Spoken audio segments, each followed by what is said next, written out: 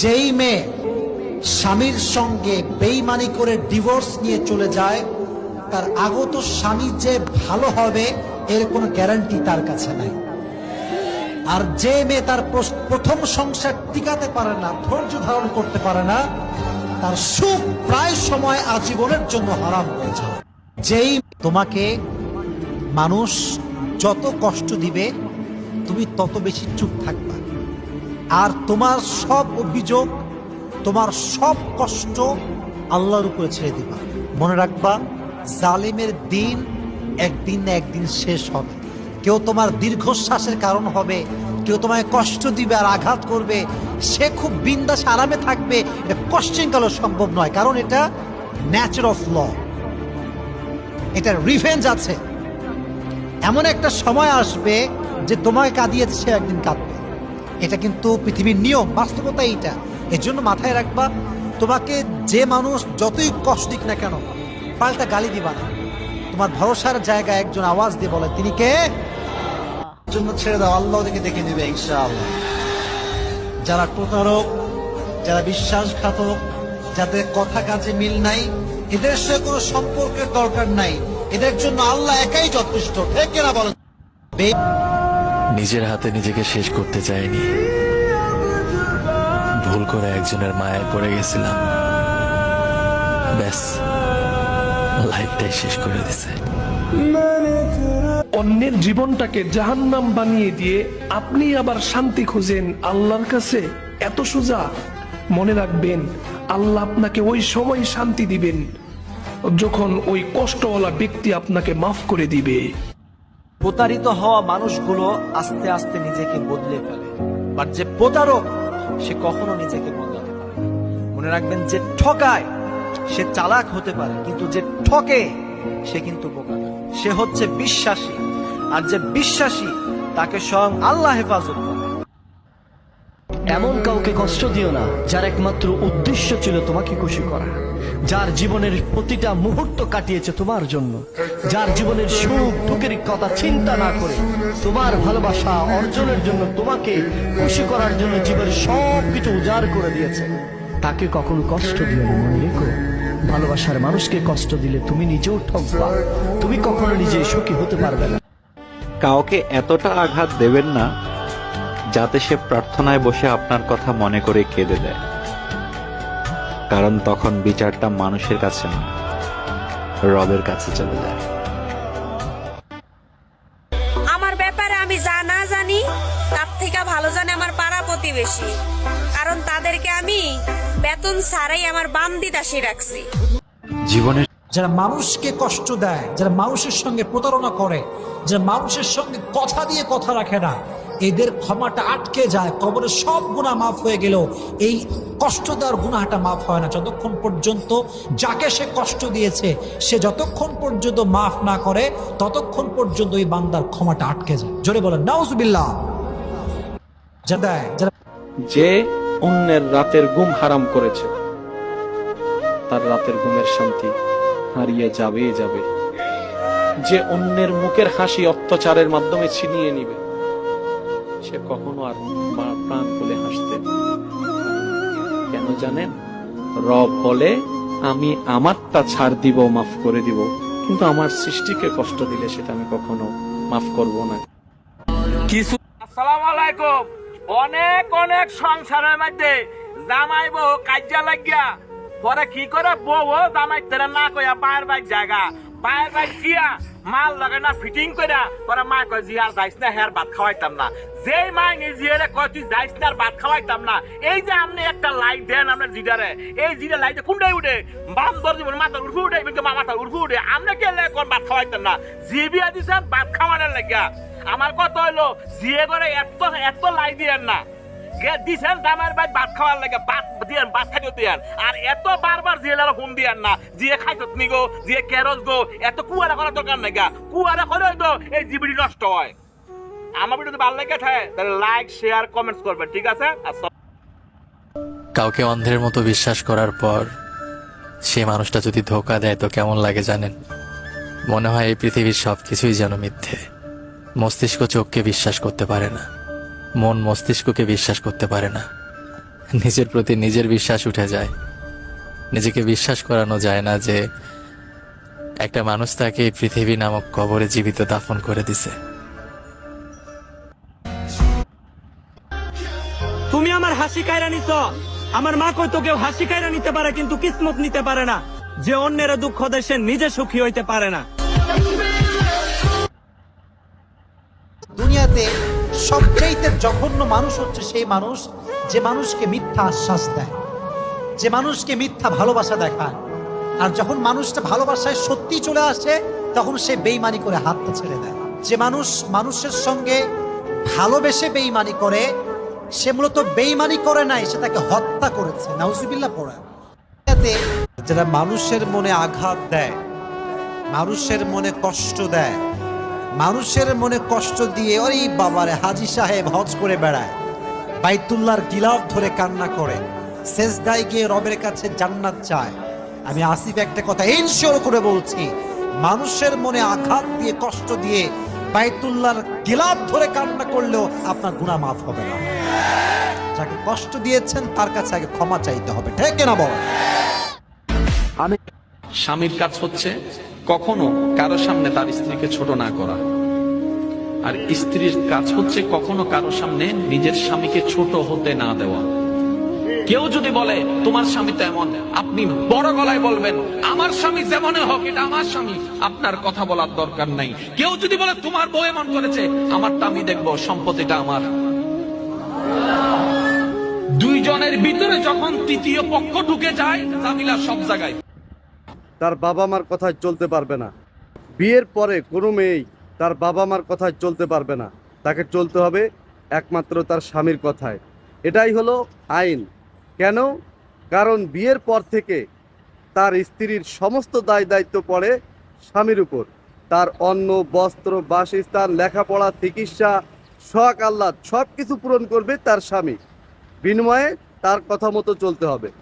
যে মেয়ে তার স্বামীর কথা না শুনে তার বাবা মায়ের কথা শুনবে বা বাবা মায়ের কথা চলবে, ওই স্বামী কিন্তু তার ভরণ পোষণ দিতে বাধ্য নয় বা কোনো খরচ বহন করতে বাধ্য নয়।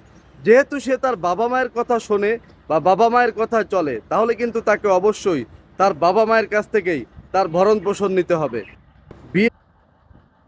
অন্যের জীবনটাকে জাহান্নাম বানিয়ে দিয়ে আপনি আবার শান্তি খুঁজেন আল্লাহর কাছে, এত সোজা? মনে রাখবেন, আল্লাহ আপনাকে ওই সময় শান্তি দিবেন যখন ওই কষ্টওয়ালা ব্যক্তি আপনাকে মাফ করে দিবে। মানুষকে ঠকি। অনেক সময় আপনার মনে হতে পারে যে আপনাকে কষ্ট দিয়েছে, দুঃখ দিয়েছে, সে এত ভালো আছে কেন? সত্যি কথা বলতে তার চেহারা দেখেন, একটু ভিতরটা দেখেন, তার রাতটা দেখেন, তার ঘুমটা দেখেন, দেখবেন যে সে ভিতর থেকে শান্তিতে নাই, শান্তিতে নাই। মনে রাখবেন যে আল্লাহর সৃষ্টিকে অশান্তিতে রাখে, আল্লাহ কখনো তাকে শান্তি দেয় না। অনেক সময় যে অন্যের রাতের ঘুম হারাম করেছে তার রাতের ঘুমের শান্তি হারিয়ে যাবে। যে অন্যের মুখের হাসি অত্যাচারের মাধ্যমে ছিনিয়ে নিবে, সে কখনো আর প্রাণ খুলে হাসতে কেন জানেন? রব বলে আমি আমারটা ছাড় দিব, মাফ করে দিব, কিন্তু আমার সৃষ্টিকে কষ্ট দিলে সেটা আমি কখনো মাফ করব না। আরে বসে বর্তমান সময়ে সব থেকে বেশি লাভজনক ব্যবসা হলো দেনমোহর ব্যবসা। পৃথিবীতে যত ব্যবসা আছে সব ব্যবসায় লাভ লস আছে, কিন্তু এই দেনমোহর ব্যবসায় কোনো লস নাই, কোনো রকম পুঁজি লাগে না, পরিশ্রম লাগে না, শুধু বিয়ে করলেই হলো, নগদ টাকা। এই কারণে দেনমোহর ব্যবসা ঘরে ঘরে বেড়ে চলেছে।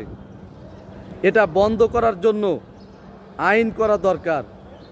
যদি আইন করে বন্ধ করা না যায় তাহলে দেখা যাবে অদূর ভবিষ্যতে শুধু এই দেনমোহর ব্যবসার কারণে কোনো ছেলে বা কোনো পুরুষ আর বিবাহ করতে সাহস করবে না বা বিবাহ করতে চাইবে না, যার কারণে বিয়ে প্রথা ভেঙে যেতে পারে। অনেক মেয়েরা মনে করে সুখ মানে বাপের বাড়ি। অনেক মেয়েরা আছে স্বামীর অবাধ্য হয়েও বাবার বাড়ি গিয়ে অনেকদিন থাকে, স্বামীর সাথে তর্ক করে বাবা মার কাছে গিয়ে থাকে, মানে বাচ্চা কাচ্চার স্কুল ছুটি হয়ে গেলেই বাপের বাড়ি দৌড় দেয়। হাজবেন্ড চাচ্ছে না, পছন্দ করছে না, বাপের বাড়ি চলে যায়। অনেক মেয়েরা মনে করে বাবার বাড়ি অনেক অনেক সুখ। কিন্তু একটা ডিভোর্সি মেয়ের কাছে গিয়ে কিছুক্ষণ জিজ্ঞেস করবেন বাবার বাড়ি কেমন সুখ, খুব ভালো অ্যান্সার দিয়ে দিবেন বাবার বাড়ির চেয়ে জাহান্নাম আর বড় জাহান্নাম পৃথিবীতে নাই।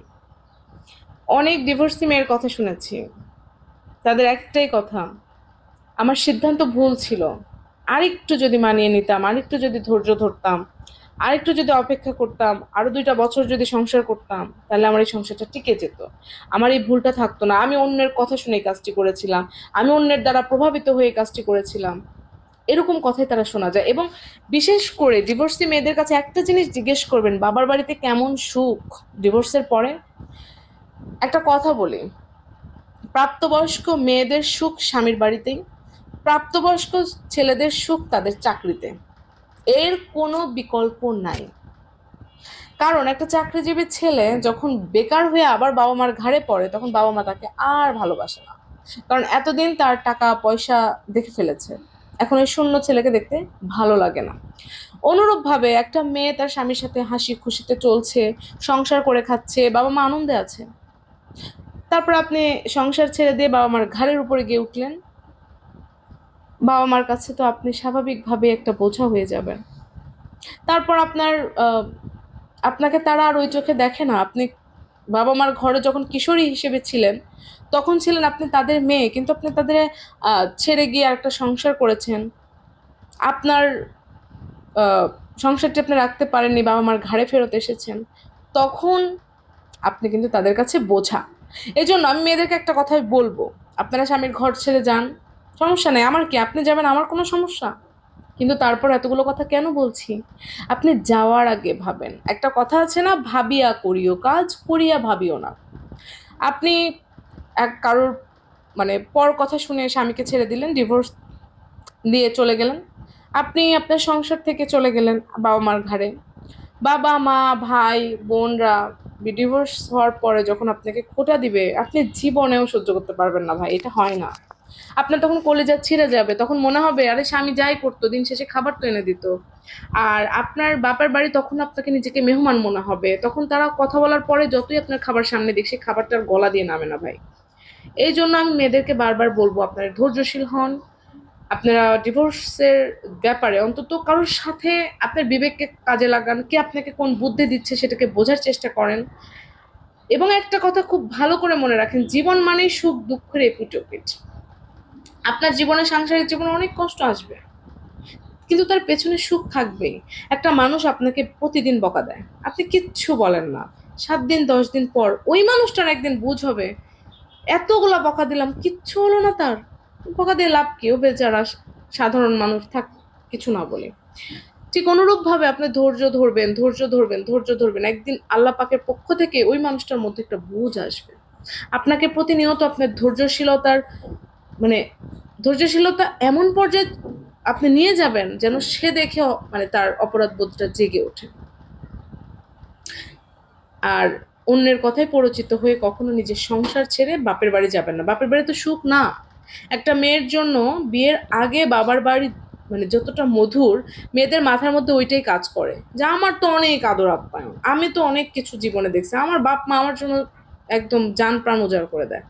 বা একটা মেয়ের যখন বিয়ে হয়ে ডিভোর্স হয়ে যায়, ওই মেয়ের জন্য বাপ মার জান প্রাণ উজাড় করে দেয় না। একটা ডিভোর্সি মেয়ের সাথে কথা বলে ডিভোর্স দেবেন। আপনারা যদি মনে করেন আপনার সংসারে তুমুল অশান্তি, তুমুল কষ্ট, আপনাকে একদম ডিভোর্সে যাইতেই হবে, যদি এরকমটা মনে হয়, তাহলে আমি আপনাকে একটা কথা বলি, আপনি ভাই কারোর কাছে যাওয়া লাগবে না, কোনো ডক্টর কনসাল্ট করা লাগবে না, কোনো আত্মীয় স্বজন বন্ধু বান্ধব কারোর পরামর্শ নেওয়া লাগবে না। আপনি খুঁজে বের করবেন যে কোনো ডিভোর্সি মেয়ে ডিভোর্সের পরে বাবার বাড়িতে থাকে, তার অভিজ্ঞতাটা জানার চেষ্টা করবেন, তখন সে আপনাকে বুঝাই দিবে আসলে কোনটা আপনি করবেন, কোনটা করবেন না। যা করছো নিজের সুখের জন্যই তো করছো, আল্লাহ তোমার সুখে রাখুক। দোয়া করি আমার মতো খারাপ মানুষ তোমার জীবনে আর না আসুক। মেয়েদেরকে উদ্দেশ্য করে বলি, শোনো, মানো আর না মানো, যে মেয়ের মা জননী অতিরিক্ত চালাক, সেই মেয়ের ঘর সংসারে পদে পদে তালাক। আপনারা যারা ডিভোর্সের কথা ভাবছেন তাদেরকে বলছি, একটি ডিভোর্স আপনার এবং আপনার সঙ্গীর জীবনকে মারাত্মক ঝুঁকির মধ্যে ফেলবে। আপনি জানেন না যে আপনার পরবর্তী সঙ্গী কেমন হবে, ভালো নাকি খারাপ, সে কি আপনার সাথে মিলিয়ে নিতে পারবে নাকি আপনি পারবেন। ঝুঁকি কিন্তু থেকেই যাচ্ছে। ফলে একটু চেষ্টা করে দেখুন না, যে যেহেতু জীবন শুরু হয়েছে একসাথে, সারাটা জীবন একসাথে পথ চলতে পারেন কিনা। নিজেদের দোষ ত্রুটি মেনে নিয়ে নিজেকে ইমপ্রুভ করে দুজন একসাথে বুড়ো হতে পারেন কিনা চেষ্টা করে দেখুন, অবশ্যই পারবেন। ডিভোর্সে দুজনই সমানভাবে ক্ষতিগ্রস্ত হয়। আরেকটি কথা, যদি আপনাদের সন্তান থাকে তাহলে আপনাদের এই একটি মাত্র সিদ্ধান্তের কারণে তার জীবন কিন্তু তছনছ হয়ে যাবে, তার জীবন কিন্তু এলোমেলো হয়ে যাবে। অন্তত সন্তানের দিকে খেয়াল করে হলেও দেখুন না একসাথে সুন্দরভাবে সামনে এগিয়ে যাওয়া যায় কিনা। Thank you. আমি চুপ করে আছি কারণ আমি আমার আল্লাহকে বিশ্বাস করি, আর আমার বিশ্বাস আমার সাথে ঘটে যাওয়া প্রত্যেকটা অন্যায়ের বিচার আমার খোদা অবশ্যই একদিন করবে। আমি অভিশাপ দিচ্ছি না, তবে আমি খুব করে চাই আমার সাথে অন্যায় করা মানুষদের উপরওয়ালা নিজ হাতে শাস্তি দিক। আজ না হোক, তবে আজ থেকে 10 বছর পর বা 10 যুগ পর, তারপরও তারা তাদের কর্মফল ভোগ করুক। তারা উপলব্ধি করুক উপরওয়ালা ছাড় দেন কিন্তু ছেড়ে দেন না। তারা এটাও উপলব্ধি করুক অন্য কাউকে ঠকালে একদিন নিজেকে ঠকতে হয়। ভদ্রতা। যেই মেয়েরা স্বামীর সঙ্গে বেঈমানি করছেন, মাথায় রাখবেন ये दिन दिन नहीं है और भी दिन बाकी है। আপনিও একদিন এমন ভাবে প্রতারিত হবেন, আপনার মাজার হাড় সঙ্গে ভেঙে গুড়িয়ে যাবে। ঠিক কিনা বলেন? বেঈমানি করে কেউ কখনো সুখী হতে পারে না। যদি কোনো নারীর কারণে পুরুষের চোখ থেকে দুফোঁটা পানি ঝরে পড়ে, তবে ওই নারীকে ফেরেশতারা প্রতিটা মুহূর্তে অভিশাপ দেয়।